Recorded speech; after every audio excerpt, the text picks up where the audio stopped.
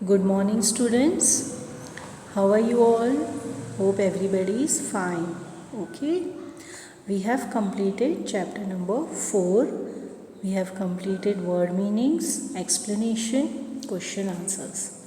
Okay आप सबने अपनी कॉपीज़ में क्वेश्चन आंसर्स लिखना है और स्कूल में सेंड करना है चेक करने के लिए. Okay now today we start chapter number 5 layers of earth.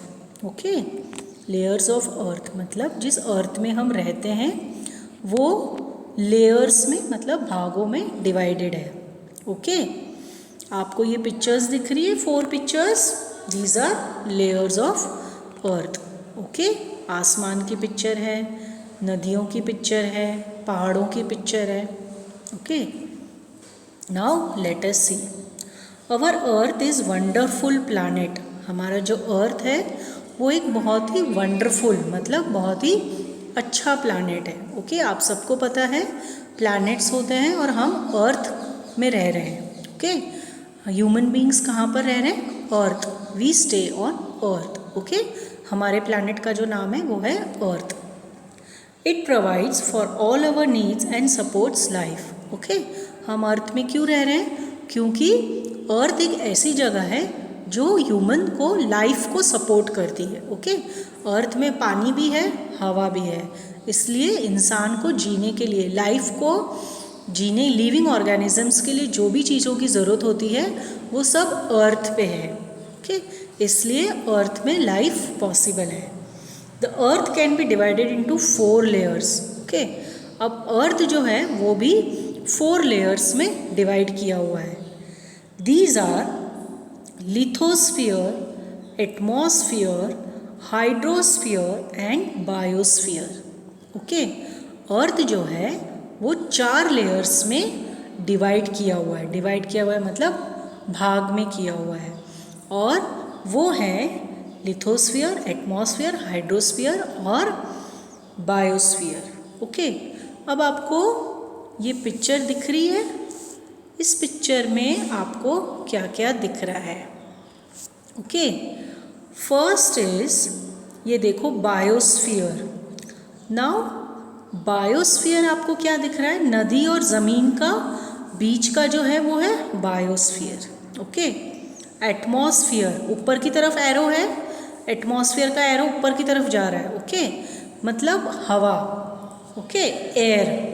Okay हवा जो है उसे एटमॉस्फेयर कहा जाता है. Hydrosphere, hydrosphere is water. पानी की जगह को हमें कहा जाता है हाइड्रोस्फीयर. एंड लिथोस्फीयर अर्थ और लैंड मतलब जहाँ हम रह रहे हैं ज़मीन, ज़मीन को कहा जाता है लिथोस्फीयर. ओके जहाँ हम चलते हैं, जहाँ हम रहते हैं that is lithosphere. Okay now we see the explanation. First is lithosphere. Okay lithosphere is layer on which we live. Okay lithosphere किसको कहा जाता है? लैंड को जहाँ हम रह रहे हैं. The earth can be divided into 3 parts. अर्थ जो है वो 3 पार्ट्स में डिवाइडेड है. The innermost part is called core. Okay अब लिथोस्फीयर जो है वो है लैंड है.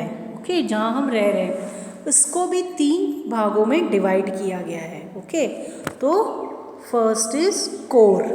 ओके कोर जो बिल्कुल नीचे ज़मीन से बिल्कुल नीचे वाला जो पोर्शन है, जो भाग है उसे कहा जाता है core. The middle part is called mantle. जो बीच का पार्ट है उसे कहा जाता है mental.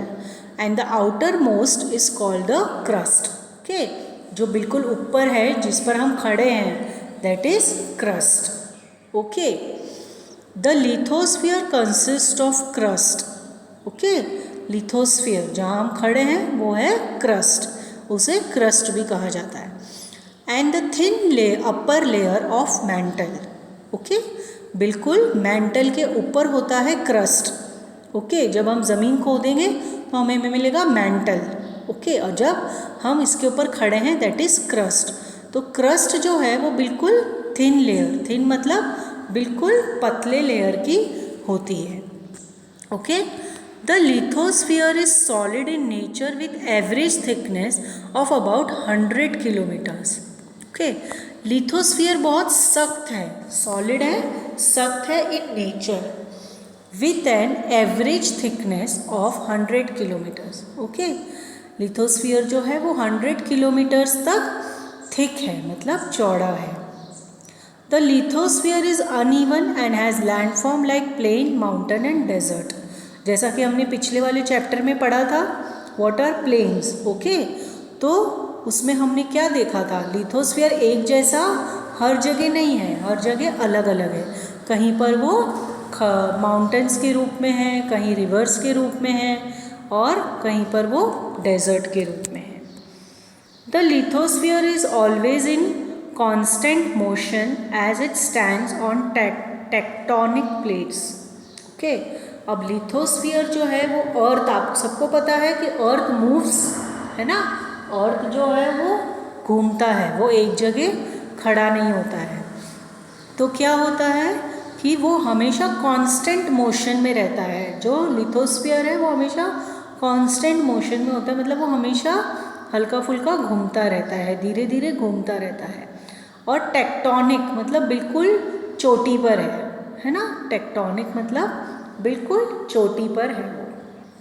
This movement of the tectonic plate is responsible for geological phenomena such as earthquake and volcanic eruption.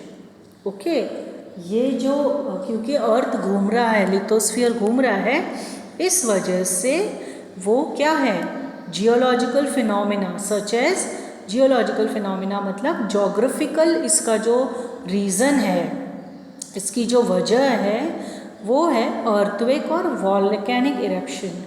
इसकी वजह से अर्थक्वेक्स आते हैं, भूकंप। अर्थक्वेक मतलब भूकंप भी इसके, क्योंकि ये अर्थ चारों तरफ घूम रहा है इसलिए भी भूकंप आता है, और क्योंकि ये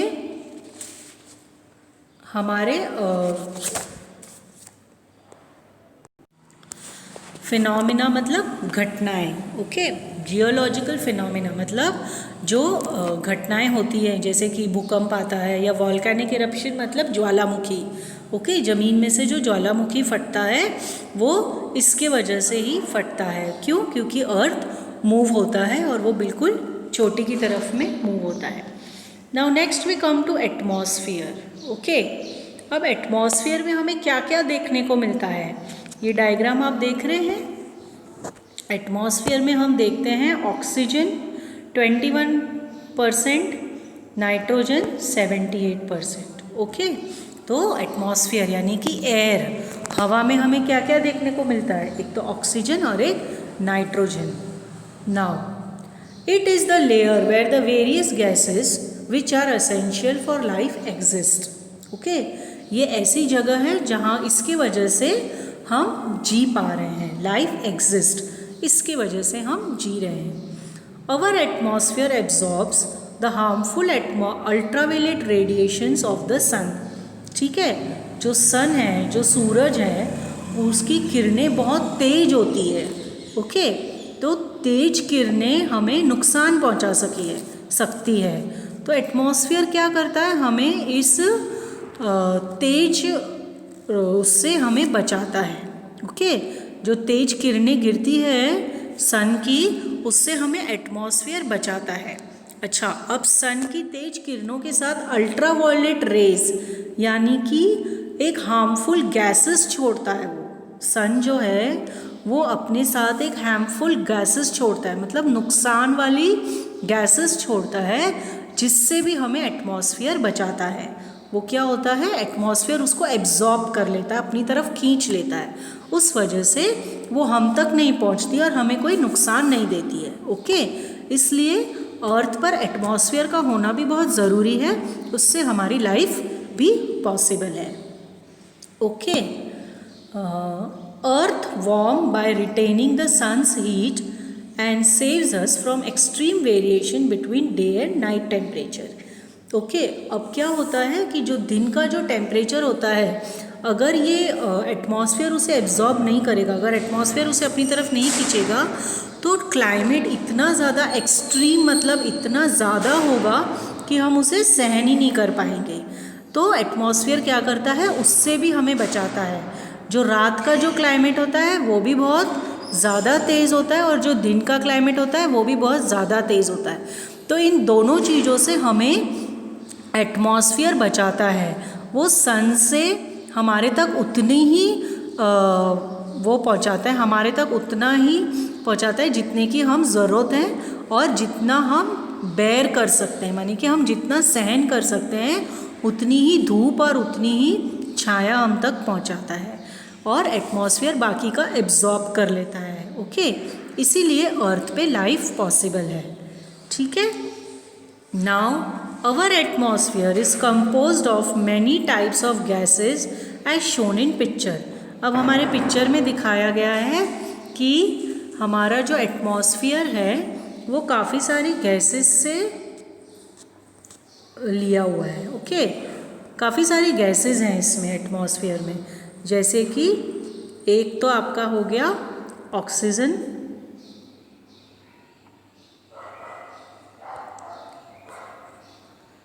ठीक है, हो गया। दूसरा हो गया नाइट्रोजन, ठीक है, जैसे मैंने आपको बताया ऑक्सीजन 21% और नाइट्रोजन 78%, जो हमारी ज़रूरत है। Okay, earlier oxygen was absent from our atmosphere. पहले क्या था, ऑक्सीजन नहीं था, हमारे एटमॉस्फेयर में ऑक्सीजन नहीं था। As soon as micro organism such as viruses and bacteria evolved, they started converting carbon dioxide into oxygen, giving present composition to our atmosphere. जैसे ही माइक्रो ऑर्गेनिजम्स मतलब जो छोटे छोटे कीटाणु बैक्टीरिया पैदा हुए, पनपने लगे, सबसे पहले अर्थ पे क्या आया था, बैक्टीरिया आया था। ओके, उसके बाद इंसान आए। जब बैक्टीरिया को जीने के लिए हवा और पानी की पूर्ति हुई, उसके बाद इंसान पैदा हुए। Okay, as soon as micro organism such as viruses and bacterias evolved, जैसे ही वायरस और बैक्टीरिया पैदा हुए, they started converting carbon dioxide into oxygen. Carbon dioxide जो है वो कि बहुत ही गंदा मतलब बहुत ही ऐसा गैस है जो हमारे लिए हार्मफुल है। तो वो क्या करता था, कार्बन डाइऑक्साइड, ओके, तो कार्बन डाइऑक्साइड को उसने ऑक्सीजन में चेंज करना चालू किया। Okay, giving the present composition to our atmosphere. Okay, जो हमें आज मिल रहा है वो हमें क्या मिल रहा है, कार्बन डाइऑक्साइड हम दे रहे हैं और ऑक्सीजन हम ले रहे हैं प्लांट से। तो ये सब चीज़ें कब शुरू हुई, जब माइक्रो ऑर्गेनिजम्स हलचल में आए। ओके, अर्थ पे जब बैक्टीरियाज पनपने लगे, जब बैक्टीरिया जिंदा हुए, वो जीने लगे, वो बढ़ने लगे, उसके बाद से कार्बन डाइऑक्साइड ऑक्सीजन में चेंज होकर हमें इंसान को देने लगे और वो हमें जीने के लिए ज़रूरी हुए। Okay, thank you for today.